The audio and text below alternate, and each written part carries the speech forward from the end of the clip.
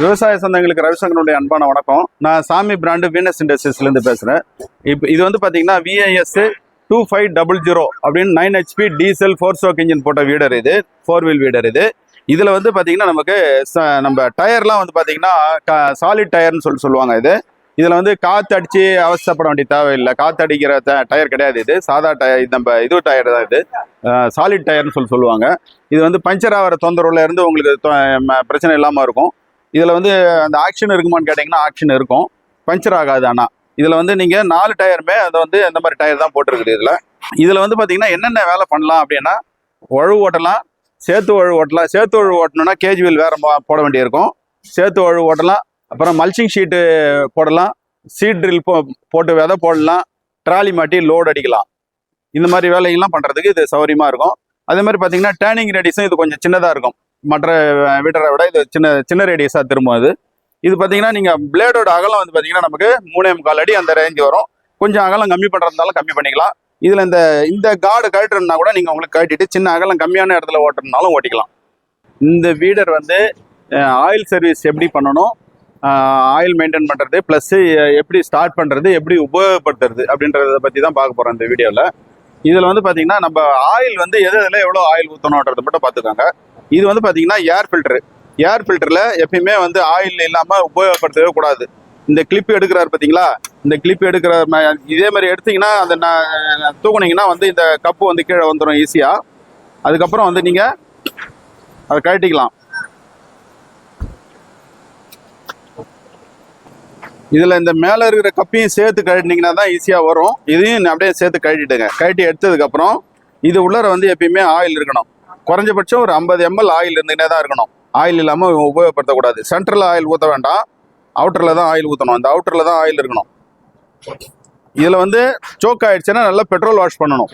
இதில் வந்து உள்ளர போய் டஸ்ட்டு உள்ள போய் உட்காந்துரும். அதில் சோக் ஆகிடுன்னு சொல்லுவாங்க. அது வந்து பெட்ரோல் வாஷ் பண்ணணும். திருப்பி அதை வாஷ் பண்ணிவிட்டு அது இருந்த மாதிரி எடுத்து மாட்டிடணும். ஒரு கிளிப்பு வெளியே வச்சுட்டு ஒரு கையில் எழுதி பிடிச்சின்னு போகிற மாதிரி.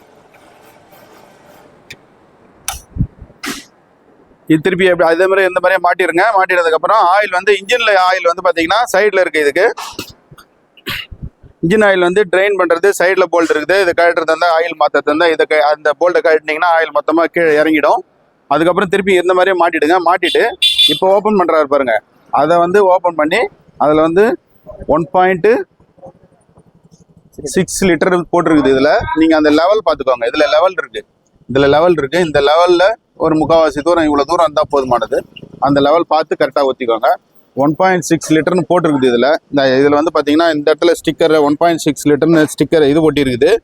ஆனால் நம்ம 1.6 லிட்டர் வந்து சுத்தமாக ட்ரெயின் பண்ணிட்டு போடும்போது தான் நம்ம 1.6 லிட்டர் தேவைப்படும். அதில் கொஞ்சம் ஆயில் இருந்ததுன்னா கொஞ்சம் கம்மியாக ஊற்ற வேண்டிய தேவை இருக்கும். 20-40 லிட்டர், 20-40ன்னு சொல்லிட்டு ஆயிலோட கிரேடு வந்து 20-40 கிரேடு. அதில் இன்ஜினில் ஊற்ற வேண்டியது. ஏர் ஃபில்டரில் ஊற்ற வேண்டியது 20-40யும் ஊற்றலாம், 40யும் ஊற்றலாம். அது எது வேணாலும் ஊற்றிக்கலாம். அடுத்தது வந்து கியர் பாக்ஸில் வந்து இது 2 கியர் பாக்ஸ் இருக்குது. இந்த கியர் பாக்ஸில் வந்து பார்த்தீங்கன்னா 4.5 லிட்டர்னு கொடுத்துருக்கு. அதில் ஒரு ஸ்டிக்கர் இருக்குது. அதில் பார்த்தீங்கன்னா 4.5 லிட்டர்னு போட்டிருக்குது ஆயில் கெப்பாசிட்டி. இதில் வந்து 90 கிரேட் ஆயில் ஊற்றணும். அதே மாதிரி ஆயில் நீங்கள் ஊற்ற வேண்டிய தேவை இருக்காது. நாங்கள் கொடுக்குறச்ச ஆயிலை ஊற்றி தான் கொடுப்போம். எல்லாத்துலேயுமே ஆயில் ஊற்றி தான் கொடுப்போம். நீங்கள் அடுத்தது ஆயில் சர்வீஸ் பண்ணும்போது மட்டும்தான் ஆயிலை எடுத்துட்டு திருப்பி நீங்கள் புது ஆயில் ஊற்றும் போது மட்டும்தான் இதெல்லாம் செய்ய வேண்டியது இருக்குது. நீங்கள் வந்து இப்போயே உடனே ஆயிலெலாம் ஊற்ற தேவை கிடையாது. ஏன்னா நாங்கள் கொடுக்குறச்ச ஆயில் ஊற்றி தான் கொடுப்போம். ஆயில் ட்ரெயின் போல்ட்டு காமிக்கிறாரு பார்த்தீங்களா, அதுதான் ஆயில் ட்ரெயின் போல்ட். அதை வந்து நீங்கள் கழட்டினீங்கன்னா ஆயில் மொத்தமாக கீழே ஏதாவது பாத்திரம் வச்சு ஆயில் மொத்தமாக இறக்கிட்டு திருப்பி அது இருந்த மாதிரியே டைட் பண்ணிவிட்டு அப்புறம் ஆயில் ஊற்றணும். இதில் பின்னாடி இன்னொரு கியர் பாக்ஸ் இருக்குது. இந்த கியர் பாக்ஸை வந்து நீங்கள் ஆயில் ஊற்றுறச்ச நமக்கு ஸ்ட்ரைட்டாக வராது. அதுக்கு என்ன பண்ணணும்னா லைட்டாக இப்படி திருப்பிக்கோங்க. இதை பிடிச்சி ஹேண்டில் பாரை பிடிச்சி இப்படி திருப்பினீங்கனாக்கா வந்து இந்த பக்கம் வந்துடும், இந்த கடைசிக்கு வந்துடும். இப்போ இதை கழட்டிட்டு ஆயில் ஊற்றுறது ஈஸியாக இருக்கும். இதில் இந்த கியர் பாக்ஸில் வந்து பார்த்தீங்கன்னா 2.3 90 கிரேட் ஆயில் இதில் ஊற்றணும். ஒரு புனல் கொடுப்பாங்க, புனல் வச்சுட்டு அழகாக ஊற்றிக்கலாம். இதில் ஊற்றி லாக் பண்ணிக்காங்க.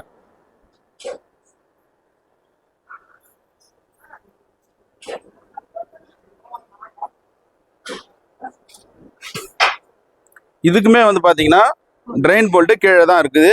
ஆயில் கழட்டிட்டு நீங்கள் ஆயில் இறக்கணுன்னாக்கா அந்த அந்த போல்ட்டை கழட்டினீங்கன்னா ஆயில் வந்து கீழே இறக்கிடலாம். இறக்கிட்டு அதுக்கப்புறம் திருப்பி ஃப்ரெஷ் ஆயில் ஊற்றுறது இருந்தால் ஊற்றிக்கலாம். இதனுடைய விலை வந்து 1,55,000 ரூபாய் தான். இது வந்து பார்த்தீங்கன்னா 4 ஸ்ட்ரோக்கு டீசல் இன்ஜின் 9 HP போட்டிருக்கு.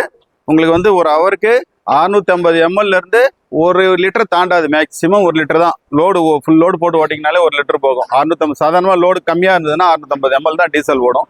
டீசல் இது 4 ஸ்ட்ரோக் இன்ஜின் போட்டிருக்குது.